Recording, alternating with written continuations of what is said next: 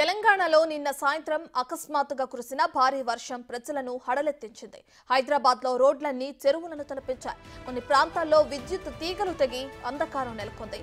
చెట్లు నేలకూలాయి.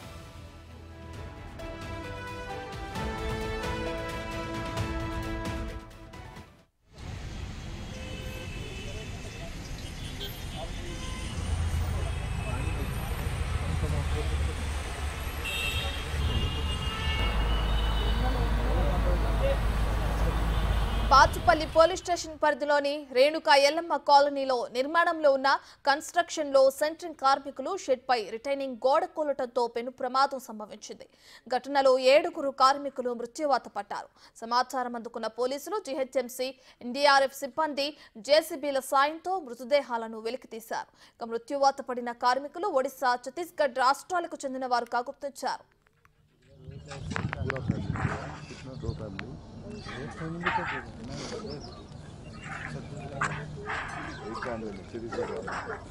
हेलो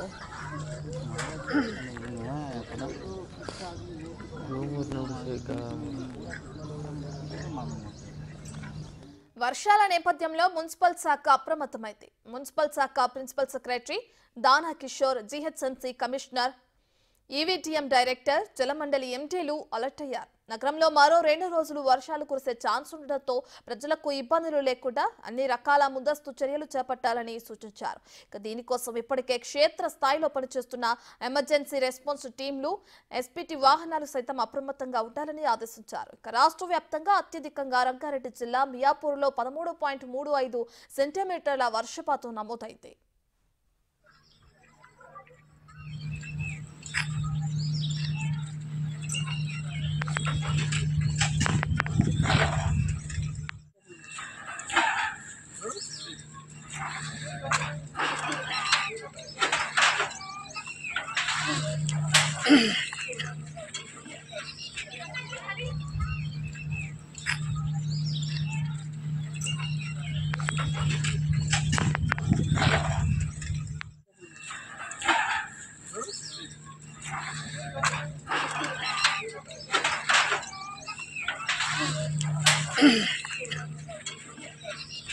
తెలంగాణలో నిన్న సాయంత్రం అకస్మాత్తుగా కురిసిన భారీ వర్షం ప్రజలను హడలెత్తించింది.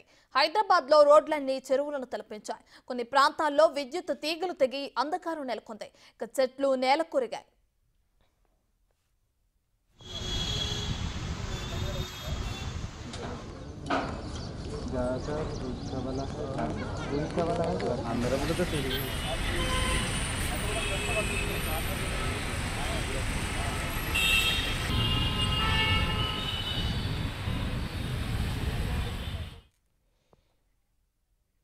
గోడ ప్రమాదంలో మృతదేహాలను గాంధీ ఆసుపత్రిలో పోస్టుమార్టం నిర్వహిస్తున్నారు. దీనికి సంబంధించి మరిన్ని వివరాలు మా ప్రతినిధి రాణా అందిస్తారు. సో రాణా, ప్రమాదంలో ఎంతమంది మృతి చెందారు? గాయపడ్డ వారి పరిస్థితి ప్రస్తుతం ఎలా ఉంది?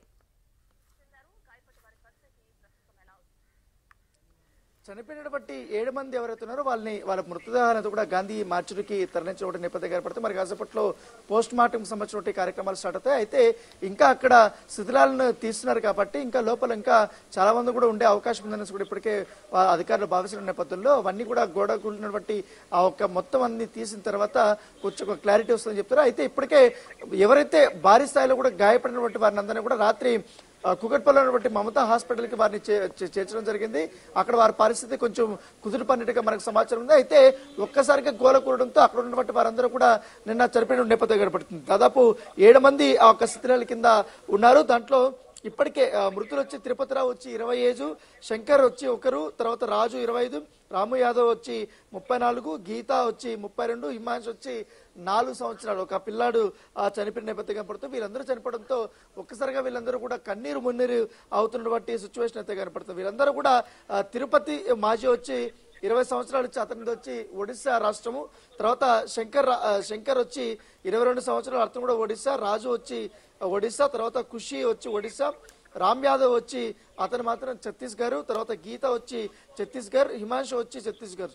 సో వీళ్ళు ఒడిశా అండ్ ఛత్తీస్గఢ్ సంబంధించిన రాష్ట్రాలకు సంబంధించినటువంటి వ్యక్తులుగా కూడా పోలీసులు గుర్తించిన నేపథ్యం అయితే కనపడుతుంది. ఇంకా తీస్తున్నారో గోడ స్లాబ్ కింద ఏదైతే కూలిన బట్టి ఆ సిమెంట్ కానీ వీటిపైన కింద ఇంకా మృతదేహాలు లభించినటువంటి నేపథ్యం అయితే కనపడుతుంది. సహాయక చర్యలు పూర్తి స్థాయిలో జరుగుతున్నటువంటి సిచ్యువేషన్ కాబట్టి, మరోవైపు ఇది ఒక గోడ కూలిన బట్టి ఇది ఒక సిచ్యువేషన్ ఒకవైపు ఉంటే, ఇటు బేగంపేట నాలా దగ్గర మరో 2 మృతదేహాలు కొట్టుకొని వచ్చినటువంటి సిచ్యువేషన్ అయితే కనపడుతుంది. ఎందుకంటే ఓల్డ్ కస్టమ్స్ బస్తీ నాలాలో రాత్రి రుద్ర యువకుల యొక్క మృతదేహాలు కొట్టుకొని వచ్చే వాటిని కూడా ఇప్పుడు పోలీసులు స్వాధీనం చేసుకుని ఎన్డీఆర్ఎఫ్ సంబంధించిన వాళ్ళు కానీ డిఆర్ఎఫ్ సంబంధించిన వాళ్ళు లోకల్ పోలీసులు కానీ అలాగే క్లూస్ టీంలు కూడా వాళ్ళు వచ్చారు. వారు ఎక్కడిని ఎవరు ఏంటి అనేది కూడా వాళ్ళ ఐడెంటిఫికేషన్ కూడా చూస్తున్నట్టు కాబట్టి ఆ 2 మృతదేహాలు కూడా మరి కాసేపట్లో గాంధీ హాస్పిటల్ కి తీసుకురాబోతున్నటువంటి నేపథ్యం కనపడుతుంది. టోటల్ గా మనకి ఇప్పుడు అందినటువంటి ఇన్ఫర్మేషన్ ప్రకారం బాచుపల్లిలో 7 మంది, ఇక్కడ ఆల్రెడీ ఎక్కడైతే బేగంపేట ఉన్నటువంటి మరొక 2, టోటల్ గా 9 మంది ఇప్పుడు మృత్యువాత పడినటువంటి నేపథ్యం కనపడుతుంది. ఇంకా చాలా ప్రాంతాల్లో కూడా కొంతమంది నాళాల్లో పడిపోయినటువంటి నేపథ్యం కనపడుతుంది. కొంతమంది చెట్ల కింద ఉన్నప్పుడు పడినటువంటి మరికొంతమంది ఉన్నారు. వారి పూర్తి వివరాలు మనకు మధ్యాహ్నం లోపల వరకు తెలిసే అవకాశం ఉంది. ఎందుకంటే ఇంత భారీ స్థాయిలో ప్రాణ నష్టం జరుగుతుందని కూడా ఎవరు ఊహించుకోలేరు. ఎందుకంటే రాత్రి పడినటువంటి వర్షం అంతా దాదాపు 2 గంటలు పడడంతో అందరూ కూడా ఎక్స్పెక్ట్ చేయలేరు ఇంత భారీ స్థాయిలో కూడా పడుతుందని. ఎందుకంటే ఇంత ఎండ బాగా వస్తుంది, ఒక్కసారిగా కూడా వర్షపాతం నమోదైనప్పుడు తక్కువ స్థాయిలోనే నమోదవుతుంది అనుకున్నారు. కానీ ఎప్పుడైతే రెయిన్ సీజన్ లో ఏ రకమైనటువంటి వర్షం పడుతుందో దానికంటే రెట్టింపు పడినటువంటి నేపథ్యం కాబట్టి దీనివల్ల చాలా ఇబ్బంది పడిన మొత్తం నగర జీవనం అంతా కూడా అస్తవ్యస్తం అయిపోయినటువంటి సిచ్యువేషన్.